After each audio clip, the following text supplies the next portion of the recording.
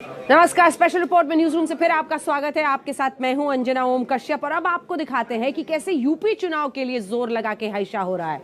जी हां, यूपी चुनाव में दोबारा सत्ता पाने के लिए बीजेपी चुनावी महामंथन में जुट गई है।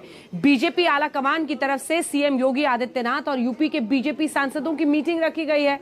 इस मीटिंग में यूपी में चुनाव कैसे जीतना है, पब्लिक का मूड क्या है, कैसे विपक्ष को जवाब देना है, तमाम पॉइंट्स पर बातचीत हो रही है। 2 दिन तक ये मीटिंग चलेगी। यूपी चुनाव के लिए महामंथन पर जुट गई बीजेपी। लखनऊ से दिल्ली तक ताबड़तोड़ बैठकों का दौर। अब की बार यूपी में चुनावी घमासान जबरदस्त होने वाला है। यूपी चुनाव के लिए फिर दिल्ली आए योगी आदित्यनाथ। दिल्ली में सीएम योगी और यूपी के बीजेपी सांसदों की बैठक। यूपी विधानसभा चुनाव के लिए जोर लगा के हाइशा। 2022 के यूपी चुनाव में इस बार जंग जबरदस्त है।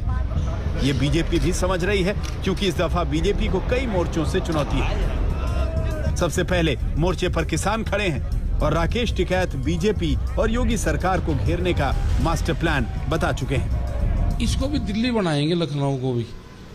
आज चारों तरफ से घेर घार कर बटेंगे। वो टाइम भी आएगा जब इसको भी घेरेंगे। देश की राजधानियों को दिल्ली बनाना पड़ेगा। जो स्टेट की राजधानियां हैं, धीरे धीरे ऐसे प्रोटेस्ट वहां पे भी करने पड़ेंगे। वे आज हो 2 साल में, कभी भी हो तो बात तो करनी पड़े। ट्रेन नहीं चल रही, ट्रेन रोक रखी, नहीं तो भीड़ तो यहाँ की भी बहुत उधर जाती है। अभी भी जा रहे हैं, बहुत लोग जा रहे हैं।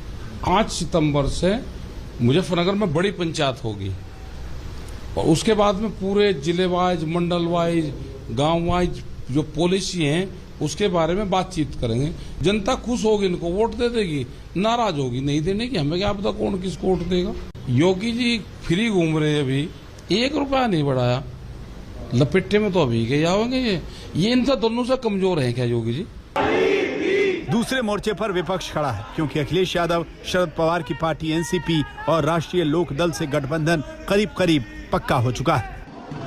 तीसरे मोर्चे पर कांग्रेस को यूपी में मजबूत करने के लिए प्रियंका गांधी भी खास रणनीति बना रही हैं। इतना ही नहीं, एक मोर्चे पर छोटे दल भी हैं, जिसमें ओवैसी की party AIMIM, Suhel Dev Bharatiya Samaj party के अध्यक्ष ओपी राजभर से गठबंधन का ऐलान कर चुके हैं। ओवैसी इसे A to Z गठबंधन का नाम दे रहे हैं। ऐसे में चुनौती बीजेपी के लिए है, यूपी के सीएम योगी आदित्यनाथ के लिए है।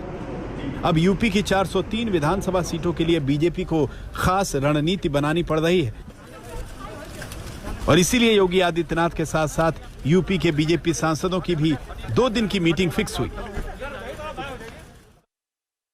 मीटिंग के पहले दिन पश्चिमी यूपी और कानपुर क्षेत्र के सांसदों को बुलाया गया। इस मीटिंग में लोकसभा और राज्यसभा दोनों ही सदनों के एमपी शामिल हुए, जबकि गुरुवार यानी 29 जुलाई को काशी, अवध और गोरखपुर क्षेत्र के सांसदों की बैठक बुलाई गई। इस मीटिंग में योगी आदित्यनाथ के अलावा यूपी बीजेपी के अध्यक्ष स्वतंत्र देव सिंह, संगठन मंत्री सुनील बंसल, पार्टी के उपाध्यक्ष और यूपी प्रभारी राधा मोहन सिंह की मौजूदगी है। यूपी विधानसभा चुनाव को लेकर बीजेपी ने कमर कस ली है और इसीलिए बीजेपी में अब बैठकों का दौर जारी है।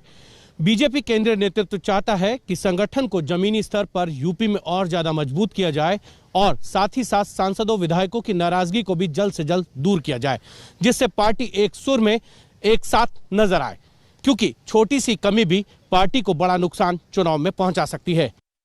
यूपी के मास्टर प्लान के लिए योगी दिल्ली आए तो अखिलेश यादव ने फौरन बीजेपी सांसदों की इस बैठक को लेकर तंज मार दिया।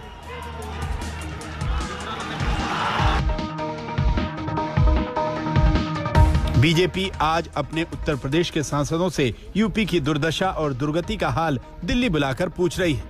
इससे पता चलता है कि दिल्ली और लखनऊ में कितनी दूरी है। बीजेपी चाहे कितनी भी बैठकें कर ले, पर अब जनता इन्हें उठाकर और हटाकर ही दम लेगी। आकलन बाद में और तारीफ पहले। वाह रे वाह।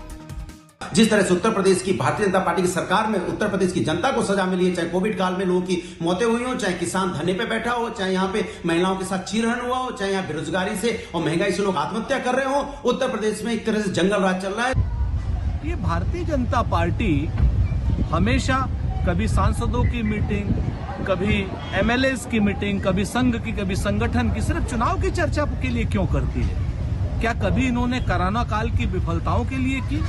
क्या बेरोजगारी की समस्या के लिए उन्होंने कभी कोई मीटिंग की? हम आपको बता दें कि इस वक्त संसद का मॉनसून सत्र चल रहा है। सांसदों की सुविधा के लिए दिल्ली में ही बैठक बुला ली गई है। एक एक कर सभी सांसद अपनी राय रख रहे हैं। यूपी चुनाव में क्या करना चाहिए, सब अपने अपने इलाकों की रिपोर्ट कार्ड पेश कर रहे हैं। ये भी बताया जा रहा है कि यूपी में आखिर पब्लिक का मूड क्या है। आपको याद दिला दें कि प्रधानमंत्री मोदी पहले ही वाराणसी दौरे पर योगी सरकार की मन भरकर तारीफ कर चुके हैं। यूपी पसंदीदा जगह बन रहा है। इसका एक बड़ा कारण है यूपी में योगी जी की सरकार द्वारा इंफ्रास्ट्रक्चर पर फोकस। इसके अलावा मोदी कैबिनेट में फेरबदल के दौरान भी यूपी का इफेक्ट दिखा। मोदी कैबिनेट में यूपी से 7 नए चेहरों को जगह दी गई, जिसमें अनुप्रिया पटेल से लेकर पंकज चौधरी, भानु प्रताप वर्मा, बीएम वर्मा, कौशल किशोर, एसपी सिंह बघेल और अजय मिश्रा को शामिल किया गया। मुख्यमंत्री जी का स्वागत करेंगे। बीजेपी योगी के साथ मिलकर 2022 के यूपी चुनाव की फील्डिंग सेट कर रही है। वो जानती है कि 14 सालों के वनवास के बाद 2017 में यूपी की सत्ता में बीजेपी की वापसी हुई थी। तब अखिलेश सरकार के खिलाफ लोगों ने बीजेपी की झोली भर दी थी। श्मशान और कब्रिस्तान जैसे मुद्दों पर लड़े गए चुनाव में बीजेपी 300 पार कर गई थी। भाइयों बहनों, गांव में अगर कब्रिस्तान बनता है तो गांव में श्मशान भी बनना चाहिए। अगर रमजान में बिजली मिलती है तो दिवाली में भी बिजली मिलनी चाहिए। अगर होली पे बिजली मिलती है तो ईद पर भी बिजली मिलनी चाहिए। भेदभाव नहीं होना चाहिए। इस बार मामला सत्ता में बने रहने का है। विपक्ष कोरोना की दूसरी लहर में लोगों की परेशानी को मुद्दा बनाने में जुटा है, लेकिन बीजेपी ऐसा माहौल बनाने की कोशिश में है कि बड़ी आबादी के बावजूद कोरोना पर कंट्रोल करने में राज्य सरकार कामयाब रही। खुद सीएम योगी आदित्यनाथ ने प्रदेश भर का दौरा किया।